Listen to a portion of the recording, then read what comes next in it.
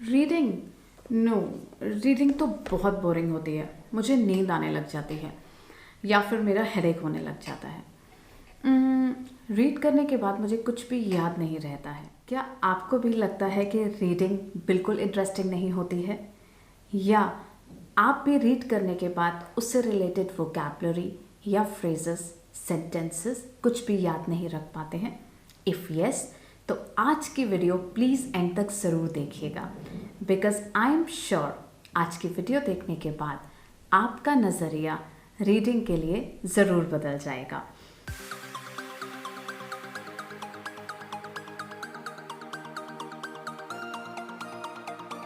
Hello everyone, I Gurpreet welcome you all to the channel. और आज की वीडियो में हम सीखेंगे इंग्लिश हिंदी से।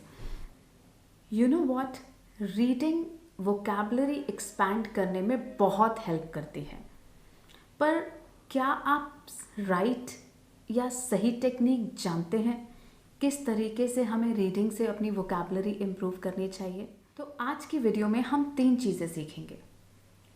आपको रीडिंग से वोकैबलरी क्यों बिल्ड करनी चाहिए, वो सही तरीका या राइट टेक्निक क्या है जिससे हम रीडिंग करने से अपनी वोकैबलरी इम्प्रूव कर पाएँ, और एंड में कुछ बुक रिकमेंडेशंस। तो स्टार्ट करते हैं सबसे पहले कि हमें वोकैबलरी रीडिंग से क्यों सीखनी चाहिए। हम जब भी कुछ भी रीड करते हैं तो हम उस स्टोरी को, उस सिचुएशन को अपने माइंड में विजुअलाइज करते हैं, यानी कि इमेजिन करते हैं। जब हम किसी भी चीज़ को विजुअलाइज या इमेजिन करते हैं तो हम अपने आप से, अपने ब्रेन से उसे कनेक्ट कर पाते हैं, और कोई भी चीज़ जब हमसे कनेक्ट हो जाती है तो हम उसे याद रखते हैं।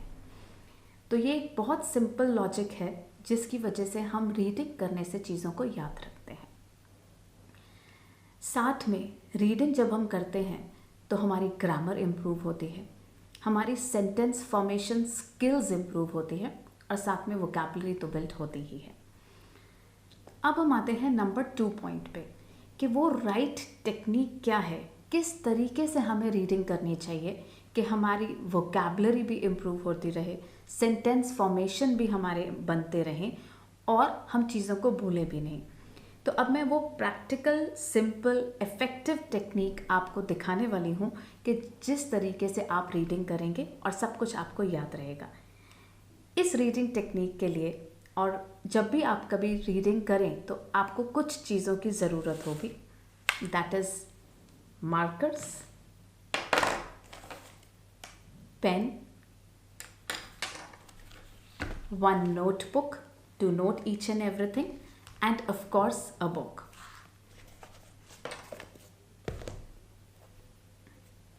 मैं आज आपके साथ रीड करने वाली हूँ the alchemist.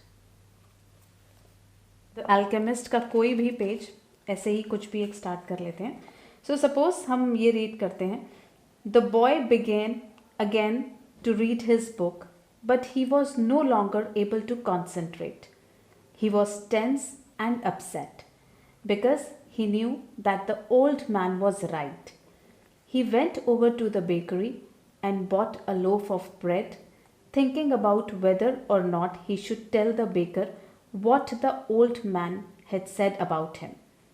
Sometimes it's better to leave things as they are, he thought to himself, and decided to say nothing. If he were to say anything, the baker would spend 3 days thinking about giving it all up, even though he had gotten used to the way things were. The boy could certainly resist causing that kind of anxiety for the baker, so he began to wander through the city and found himself at the gates. There was a building there with a window at which people bought tickets to Africa, and he knew that Egypt was in Africa. तो suppose हमने ये वो para read किया, आपने देखा कि पहले मैंने पूरे पैराग्राफ को रीड कर लिया, उसके बाद अब मैं इसमें से कुछ वोकैबलरी अंडरलाइन करूँगी, like suppose tense, anxiety, wonder, concentrate, resist. और अगर आपको इसमें से कोई फ्रेज़ या कोई सेंटेंस बहुत अच्छा लगता है तो आप उसे हाईलाइट कर सकते हैं। आई लाइक दिस सेंटेंस। अब मुझे इसमें से कि जब मैं दोबारा से ये बुक खोलूँ तो मुझे जो भी इसके हाइलाइट्स हैं वो रीड एकदम से करने के लिए ईजी रहेगा।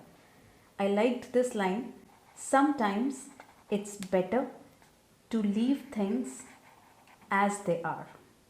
तो इसको मैंने हाईलाइट कर दिया। जब कभी भी इस बुक को दोबारा से रीड करूँगी तो मैं सिर्फ हाइलाइट्स को रीड करूँगी एंड मेरे दिमाग में फिर से ये लाइन रिकॉल हो जाएगी।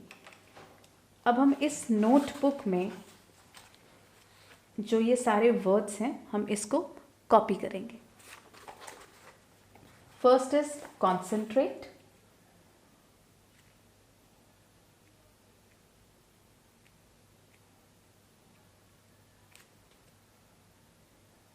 Tense, resist,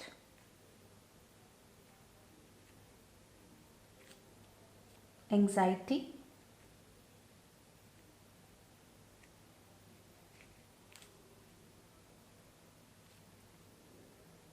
wonder।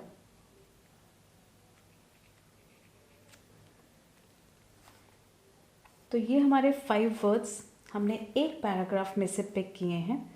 अब इन 5 वर्ड्स में से जिसका मतलब आपको नहीं पता है तो यू कैन गूगल इट।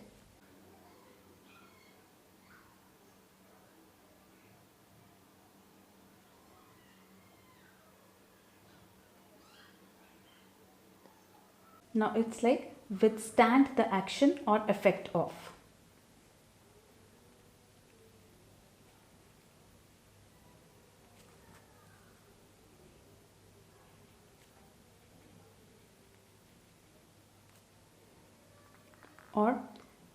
और अगर हमें कोई वर्ड प्रोनाउंसिएशन में प्रॉब्लम है या हमें कोई वर्ड प्रोनाउंस करना नहीं आता तो हम उस वर्ड का प्रोनाउंसिएशन भी सीख सकते हैं। resist, resist, so it's so easy. आपको जितनी बार भी सीखना है resist, आप इसे समझ सकते हैं। resist, resist।